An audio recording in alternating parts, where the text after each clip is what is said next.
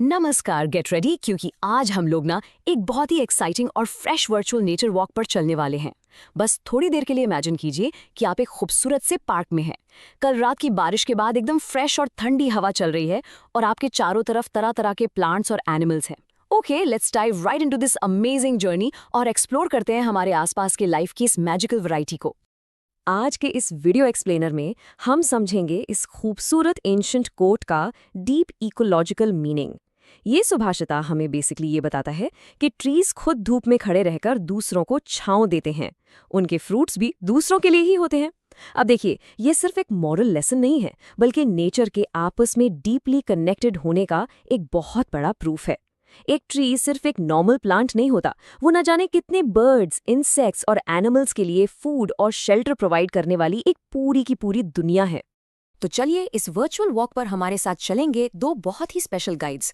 एक हैं डॉक्टर रघु, जो एक लोकल रिसर्च लैब में साइंटिस्ट है, और दूसरे हैं मनीराम चाचा, जो कम्युनिटी के एक एल्डरली नेचर एक्सपर्ट हैं। पता है, मनीराम चाचा को अलग अलग बर्ड्स की कॉल्स मिमिक करने में मास्टरी हासिल है। Literally he is amazing. इन दोनों के साथ हम नेचर को बिना डिस्टर्ब किए क्लोजली ऑब्जर्व करेंगे। जैसे मनीराम चाचा हमेशा कहते हैं, नेचर को सिर्फ देखना नहीं है, उसकी आवाज़ों को ध्यान से सुनना भी होता है। एंड ऑनेस्टली दिस ब्रिलियंटली इलिस्ट्रेट्स कि कैसे साइंटिफिक नॉलेज और ट्रेडिशनल विजडम को कंबाइन करके हम नेचर को बेस्ट तरीके से समझ सकते हैं। अब यहाँ पर एक बहुत ही इंपॉर्टेंट टर्म को ध्यान से समझते हैं, और वो है बायोडाइवर्सिटी।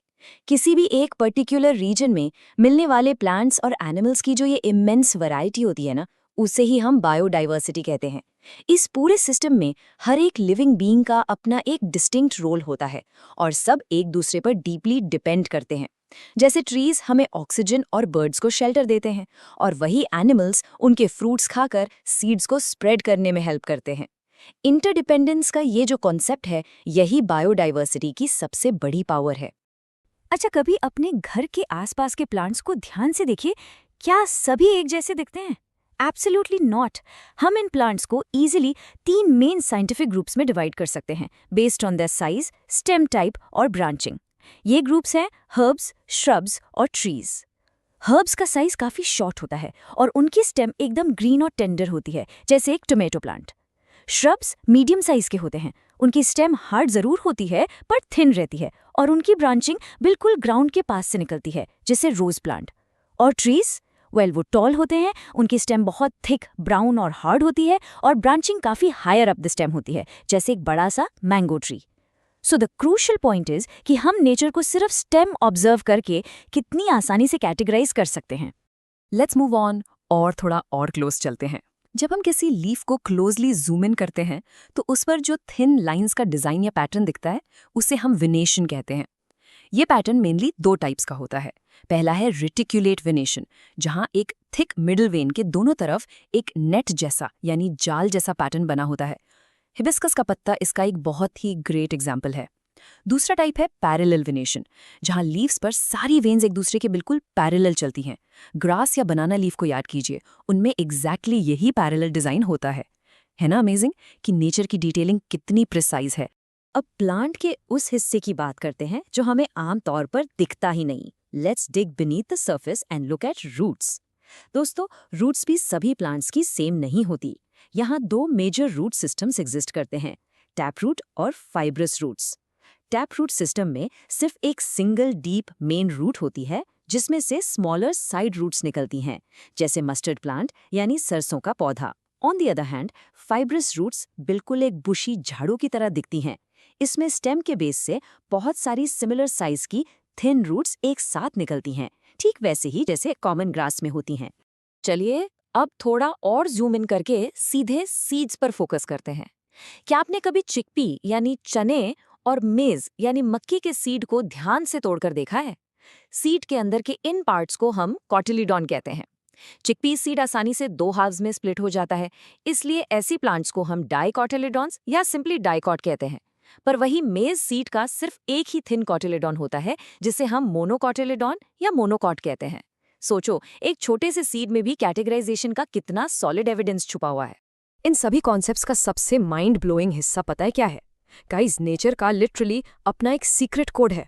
अगर आपको किसी प्लांट का सीड पता है तो आप उसकी लीव्स और रूट्स बिना देखे या बिना जमीन खोदे बता सकते हैं।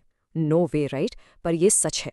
अगर प्लांट का सीड डाइकॉट है तो उस प्लांट की लीव्स में हमेशा रेटिकुलेट वेनेशन और रूट्स में टैप रूट सिस्टम होगा, और अगर सीड मोनोकॉट है तो प्लांट में हमेशा पैरेलल वेनेशन और फाइब्रस रूट सिस्टम मिलेगा। Everything is connected.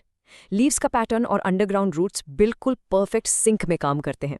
ओके, अब प्लांट से थोड़ा हटकर कैमरा पैन करते हैं एनिमल किंगडम की तरफ। एक प्लांट या एनिमल जहां नेचुरली रहता है और थ्राइव करता है, उस जगह को हम उसका हैबिटेट कहते हैं। किसी भी ऑर्गेनिज्म के सर्वाइवल के लिए जो सबसे बेसिक चीज़ें होती हैं, जैसे फूड, वाटर, एयर और शेल्टर, वो सब उसको अपने हैबिटेट से ही मिलती है। बेसिकली यही हैबिटेट किसी रीजन की स्पेसिफिक बायोडाइवर्सिटी को शेप करता है, क्योंकि वहाँ वही एनिमल्स और प्लांट्स सर्वाइव कर पाते हैं जो उस स्पेसिफिक एनवायरनमेंट के लिए बिल्कुल प्रॉपरली अडेप्टेड होते हैं। अब जैसे लिविंग बीइंग्स इतने अलग अलग होते हैं, वैसे ही उनके हैबिटेट्स भी होते हैं। हम इन हैबिटेट्स को रफली 2 कैटेगरीज में डिवाइड कर सकते हैं। पहला है टेरेस्ट्रियल हैबिटेट्स। ये सारे लैंड बेस्ड होम्स होते हैं, जैसे फॉरेस्ट्स, डेजर्ट्स, ग्रासलैंड्स और माउंटेन्स। और दूसरा है एक्वाटिक हैबिटेट्स। ये वाटर बेस्ड होम्स होते हैं, फिर चाहे वो कोई छोटा पॉन्ड हो, बड़ी लेक हो, रिवर हो या फिर ओशंस।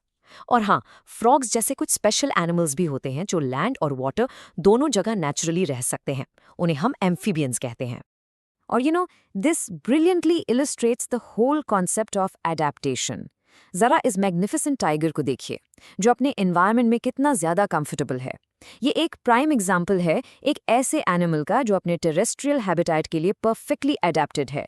फॉरेस्ट की लंबी ग्रास और ट्रीज के बीच इस टाइगर के स्ट्राइप्स इसे कैमोफ्लाज होने में हेल्प करते हैं, ताकि ये अपना फूड इजीली हंट कर सके। नेचर ने लिटरली इसका पूरा बॉडी स्ट्रक्चर इसके हैबिटेट के रूल्स के हिसाब से ही डिजाइन किया है। इसी तरह ओपन स्काई और जमीन के बीच रहती इन बर्ड्स को देखिए। हर बर्ड अपने सराउंडिंग एनवायरनमेंट के हिसाब से बहुत ही यूनिक एडेप्टेशंस डिस्प्ले करती हैं। उनकी बीक का शेप इस बात पर डिपेंड करता है कि उनका मेन फूड क्या है। उनके विंग्स और बॉडी स्ट्रक्चर उन्हें स्पेसिफिकली अपने हैबिटेट में उड़ने, फूड ढूंढने और प्रेडेटर से बचने में हेल्प करते हैं। एक छोटी सी चर्पिंग बर्ड भी उस एरिया की रिच बायोडाइवर्सिटी का एक डायरेक्ट इंडिकेटर होती है। और जब हम इन अमेजिंग बर्ड्स के कॉन्जर्वेशन की बिग पिक्चर की बात करते हैं, तो हम इस लेजेंड को कैसे भूल सकते हैं। मीट सलीम अली, जिन्हें लोग फॉन्डली बर्डमैन ऑफ इंडिया कहते हैं। इन्होंने एक्चुअली पूरी कंट्री ट्रैवल की सिर्फ बर्ड्स की डाइवर्सिटी को डॉक्यूमेंट करने और उनके कॉम्प्लेक्स ट्रैवल रूट्स को ट्रैक करने के लिए। उन्होंने लिटरली अपनी पूरी लाइफ डेडिकेट कर दी ताकि इन बर्ड्स के क्रिटिकल हैबिटेट्स को कंजर्व किया जा सके। ये उन्हीं की मेहनत है कि आज भी कई बर्ड सैंक्चुरीज सेफ हैं। सलीम अली जी की ये स्टोरी हमें प्रूव करती है कि कैसे एक सिंगल इंडिविजुअल का पैशन पूरी बायोडाइवर्सिटी के फ्यूचर को बचा सकता है। आज के इस एक्सप्लेनर के बिल्कुल एंड में मैं आपसे एक बहुत ही इंपॉर्टेंट और प्रोवोकेटिव सवाल पूछना चाहती हूँ। सोचिए जरा, क्या होगा उस लोकल बायोडाइवर्सिटी का अगर एक हैबिटेट को कंप्लीटली डैमेज या डिस्ट्रॉय कर दिया जाए? अगर हम फॉरेस्ट्स क्लियर कर दें या वाटर बॉडीज को पोल्यूट कर दें, तो वहां रहने वाले सारे प्लांट्स और एनिमल्स डायरेक्टली अपना घर, फूड और अल्टीमेटली अपनी लाइफ खो देंगे। हमारा ये नेचुरल वर्ल्ड ब्यूटीफुल जरूर है, पर साथ ही ये डीपली फ्रेजाइल भी है। हमें अपनी लोकल बायोडाइवर्सिटी को हर हाल में प्रोटेक्ट करना ही होगा। आई रियली होप कि इस एक्सप्लेनर के बाद आप जब भी बाहर किसी प्लांट की लीफ या किसी बर्ड को देखेंगे, तो आप उसके हैबिटेट, उसके वेनेशन और रूट्स के पीछे छुपे उस सीक्रेट कोड को इजीली पहचानेंगे। नेचर को ऑब्जर्व करते रहिए, प्रोटेक्ट करते रहिए, and I'll catch you in the next one.